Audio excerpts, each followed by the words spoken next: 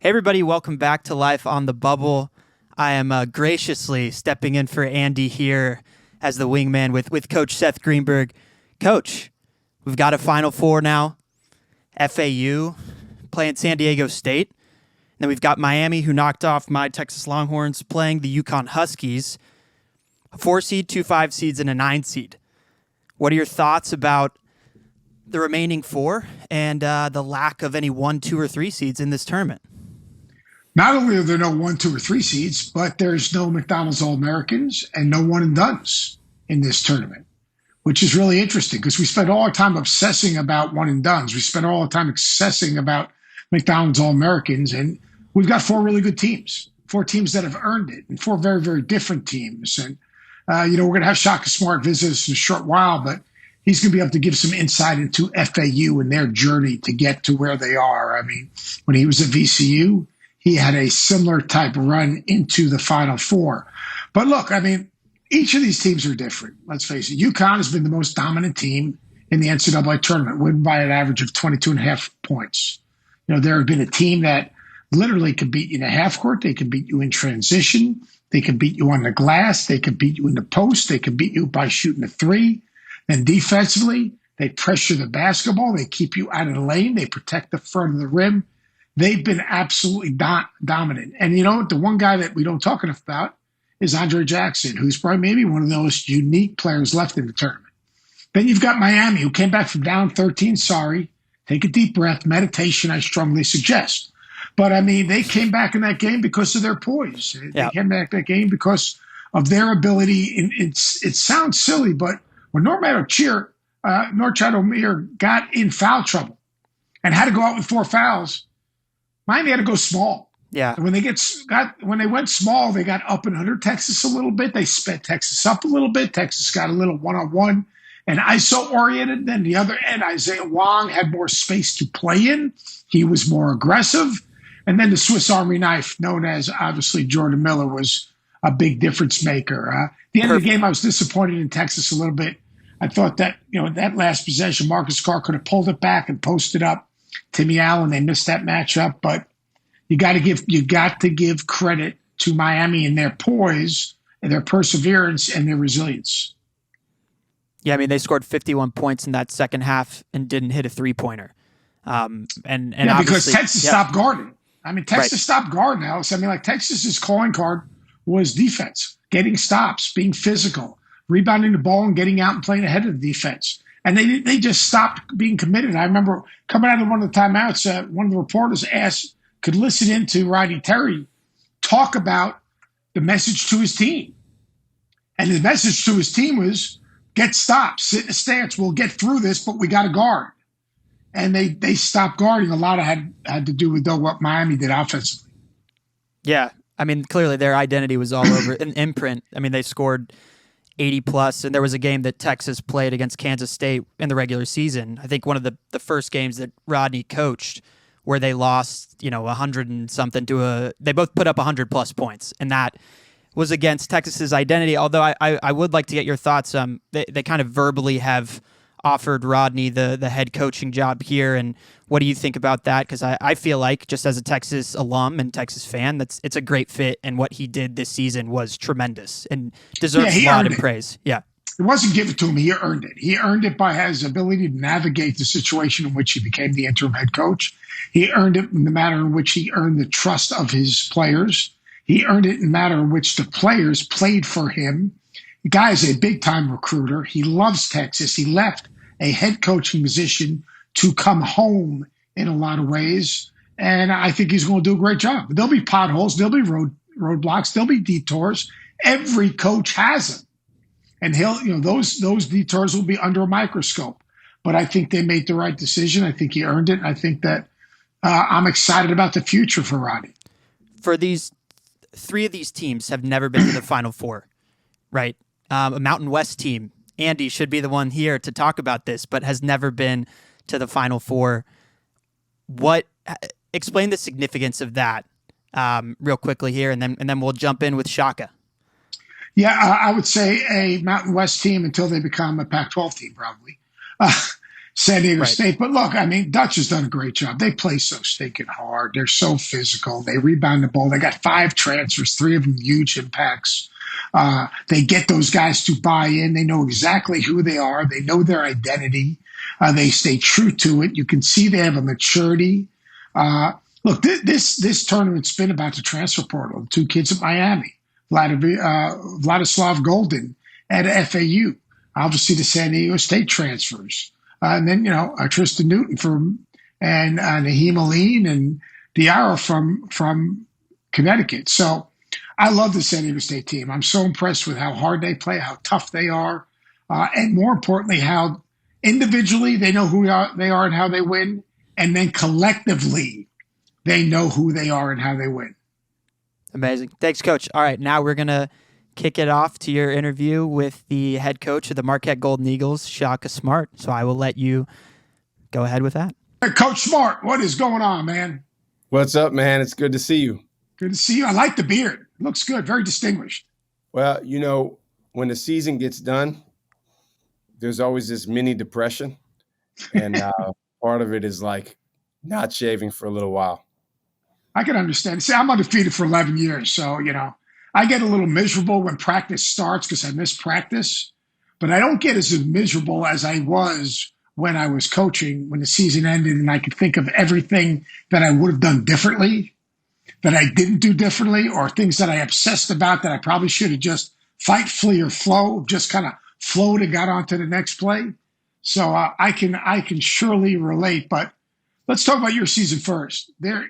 What an amazing run, and what an amazing, fun team to watch. When you get past the disappointment, what's the first word that comes to your mind when you think about this group? Relationships, just how close our guys are and the way they feel about one another.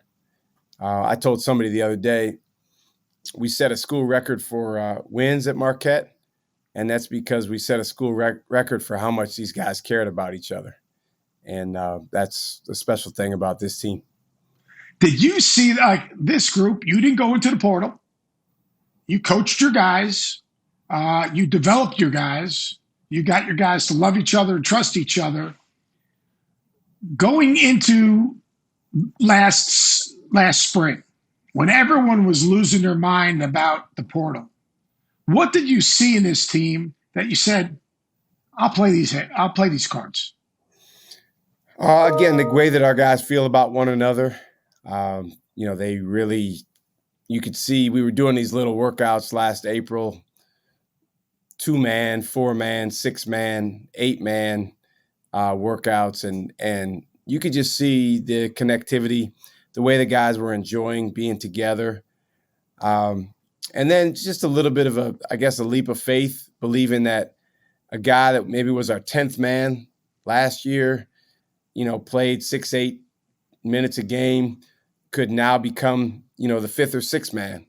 Yeah. And, it's interesting because every college basketball program, every NBA team, probably every high school team, they all beat their chest about player development. And, we're the best, we develop players. And, I'm kind of like you. I've always thought that, well, nobody really has a corner on that market. I mean, we all try hard to get our players better, and we do our workouts. It's not like we're doing more workouts than everyone has hardworking guys. But I thought that, hey, if we're going to beat our chest about player development, which in my opinion is really personal development, then we've got to have a willingness to bet on our development of these guys. And that's why we didn't really, go too crazy with recruiting transfers. That's awesome. That's absolutely awesome. That really is. You've been in the shoes in a lot of ways that Dusty May is in right now. From a team that got into the tournament, now they won their conference tournament, to the Final Four, where everyone doubted them every step of the way. Everyone probably doubted your VCU team every step of the way. If you had one bit of advice for Dusty, I guess first and foremost, just overall, what would you say to him about this coming week? Well, the biggest piece of advice would be keep doing what you're doing, Yeah. because that sounds simple, but it's really, really hard going into the Final Four because everyone else around you acts differently. So for you to be the same as you've been is a heck of a challenge. I remember for us, we won the regional final on a Sunday. We were in San Antonio. And the way the NCAA travel works, because charters are not easy, you don't necessarily just leave the game and go right home. Sometimes it's a 3, 4, 5 hour wait. So we didn't end up getting home until 2 a.m. And then when we got back to VCU, they said, hey, make sure you guys pop in the gym. There's some folks in there waiting to welcome you back. And we went into our arena, the Siegel Center, and it was packed to the rafters, 8,000 people for a 2 a.m. impromptu pep rally. And the biggest thing I would change if I could go back, and this is kind of a long-winded answer, but is, guys, we've got to go about things in the same way that we have leading up to this point. I don't know that our guys slept one wink during that week that we were home. It was just really, really tough for them to follow a routine. So Florida Atlantic's been awesome. If they can stay with what they've been doing, I like their chances. Yeah, you are your habits, and when you break routine, obviously, then all of a sudden you lose the essence of who you are. Now, the essence of who they are, it's different than Havoc was, for you. But in a way, it isn't, in that their ability to change ends, go from defense, good pressure on the ball, extend, really interchangeable 1 through 4. But their ability to create havoc in transition, where anyone can initiate their transition game. How much of an advantage is that? Because I thought it was an advantage when they were playing those bigger teams like Tennessee that had a hard time in transition getting matched up. So now the ball was flying up the floor. It was hard getting matched up. Then all of a sudden it was boom, boom, penetration, kick, one more, and they were getting pretty good shots. Just you, because you played so many different styles. You played against teams like that. How much of an advantage? Because your VCU team also had bigs that could step out and make shots. Yes. How much of an advantage is that, and how hard is that to prepare for, to play against? It's a huge advantage, and I think on a couple levels. Number one, in transition, it can be confusing when you have someone with size that's got the ball in his hands that's a playmaker. And as you know, this is where basketball is going. Yep. Is any of the 5 guys on the floor being able to initiate offense, being able to create action, being able to be the quote-unquote trigger guy for his team. So that's a huge advantage. But I think the second thing is it leads to unbelievable confidence on the part of your team, because you have options and that different guys can create. And when you get in an NCAA tournament setting where you have, in this case, a handful of days to scout and prepare, but in the case of the second game, if they're able to advance, less than 2 days to prepare, it gives you confidence. Like, hey, they can't take away all the things that we do. And it's going to be tough for them to prepare with one practice or a couple practices for this. But I'll tell you what, I believe, just watching them and I think a lot of the best mid-major or, underseeded teams that make deep runs in the tournament have this.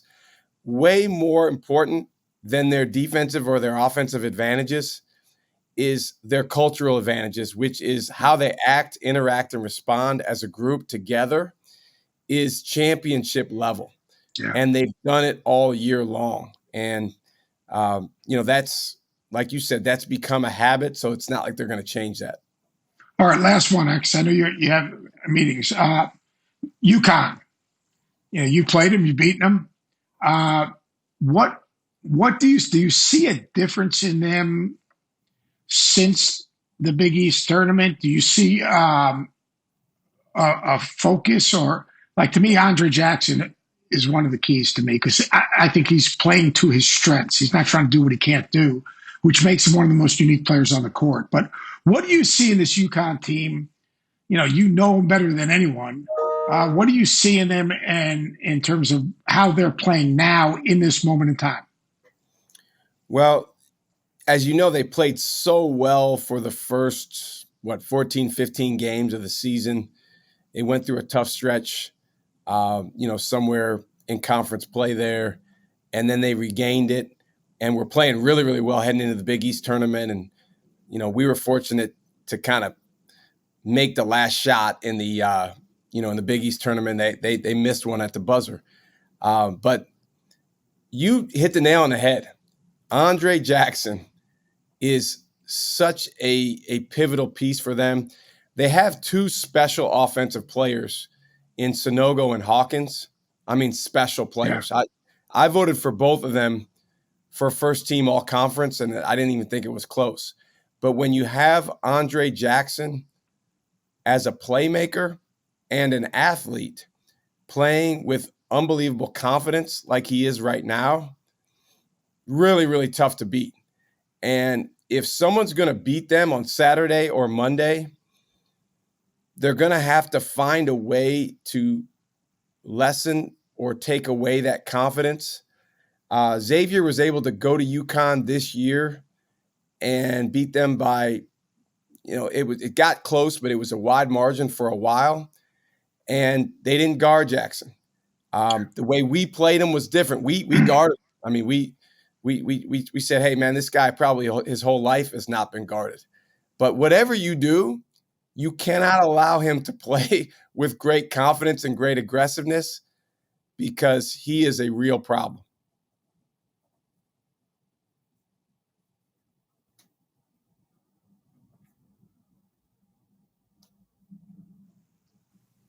I lost you there for a second.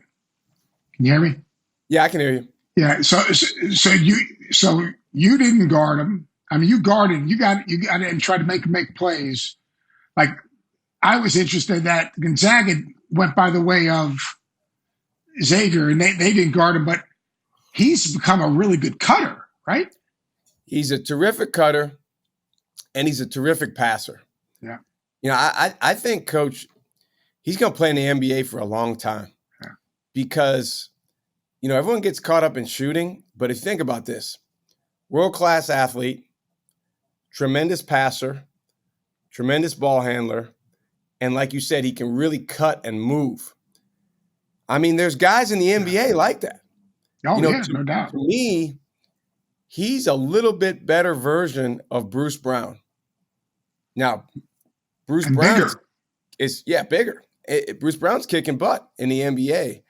But again, if you look at the trajectory of their season, when he's played with great confidence, they don't normally lose. We were fortunate in the Big East tournament that he got in foul trouble. He got 2 fouls in the first half, about midway through the half, had to come out.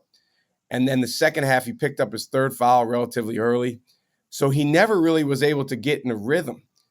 But it's like anyone else. If you deal with a team and they have 3 special players, Sanogo, Hawkins, Jackson, and then the other guys are making shots and chipping in, tough to beat. Yeah, they are. I think they're a well put together team, whether it's Caravan, whether it's the guys that come off the bench. But it's great for the Big East. Your league was so good, man. Like they didn't lose a game outside of the Big East all season. They didn't lose a game outside of the Big East. What is it? They run through the tournament. They got the Alabama win. They got the Iowa State win. I mean, that's how good they were. Yet when they got into league play, and we know there's no secrets in league play, and you have a better understanding of what you're going to give, what you're going to take away. But they ran the roadblocks, and that was just how good the leagues is. And I have a feeling that guy in Jamaica, Queens, is going to make it even better. Well, not only that, Ed made the move to Georgia. That's right. So, yeah, I mean, we don't get a lot of love on ESPN for obvious reasons, but man, I'll tell you, having been a coach in a bunch of different leagues as an assistant coach and as a head coach, there's something special about this Big East where when there is a men's basketball game, it really matters. Like it is everything to that school and those folks on that campus. And it doesn't matter whether you're at Providence or Villanova or Seton Hall or Georgetown. It matters. And As a guy who played Division III basketball, I'm grateful to just be part of it.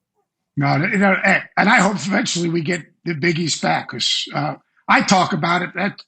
That's just me. I grew up in the Big East. You know what I mean? I mean, I think I'm a little bit part of the fabric of it. But hey, congratulations, man! I'm happy for you. You know, your family's good, and you're enjoying Milwaukee and closer to home and all those good things. But what a great year, and really do appreciate it. I know this is a time that you want to kind of have those individual meetings with you guys and you know, kind of create a vision of where you're going now again. So appreciate your time, man. Absolutely. Thanks for having me. All right, bud. Thanks, Zach. Well, Coach, that was a fantastic interview with Shaka. It was great hearing the two of y'all talk about the remaining teams in the tournament and obviously the great work that he's done with Marquette in the Big East. But I wanted to talk to you a little bit about what it's like establishing the foundation of a program, as you did when you joined as an assistant in the 83-84 season at Miami after the team at the U, excuse me. Yeah, just rub it in, why don't you?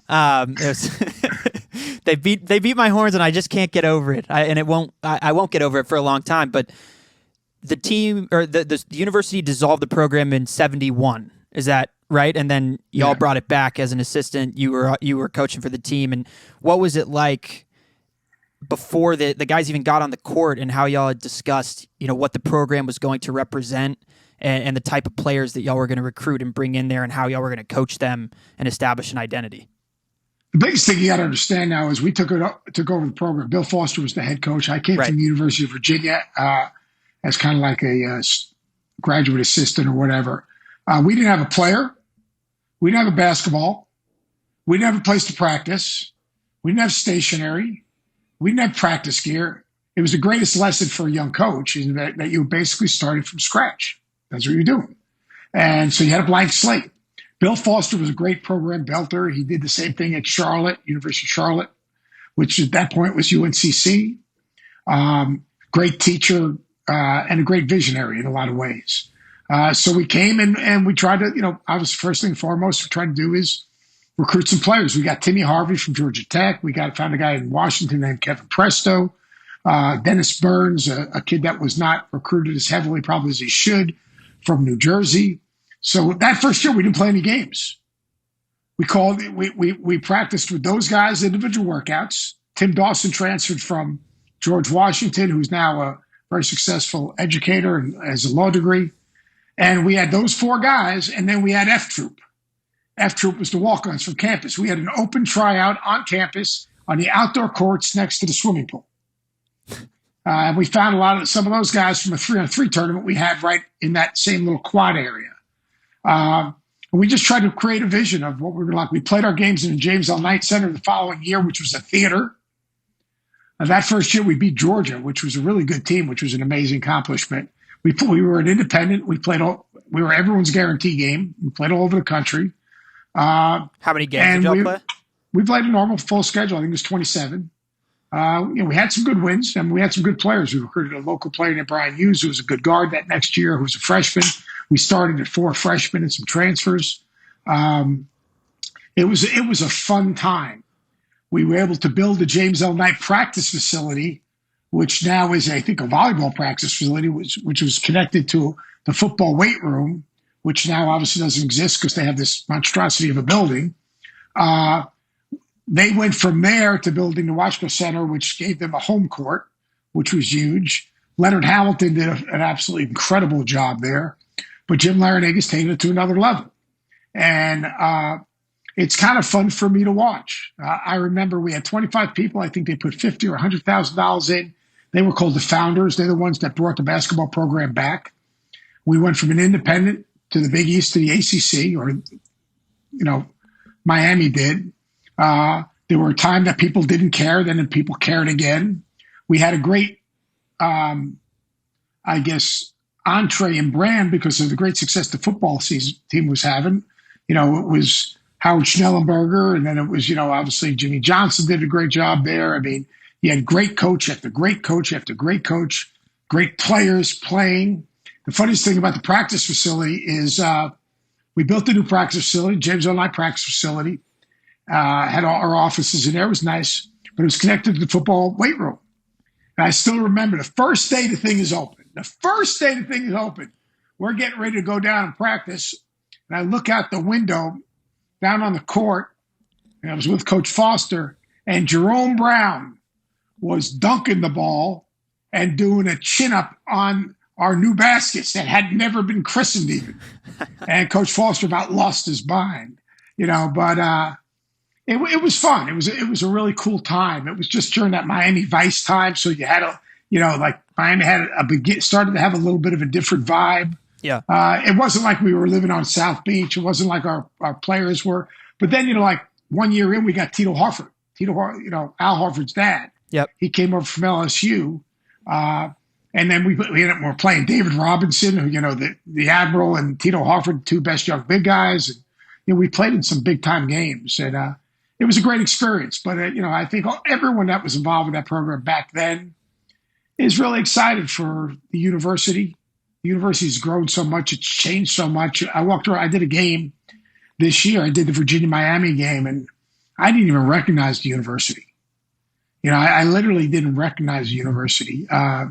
So much has gone, and it's grown so much. It's obviously a world-class medical center and a big-time, private university that is really a very special place. So it's pretty cool. They're in the Final Four. Jim Larrañaga and I worked together at University of Virginia.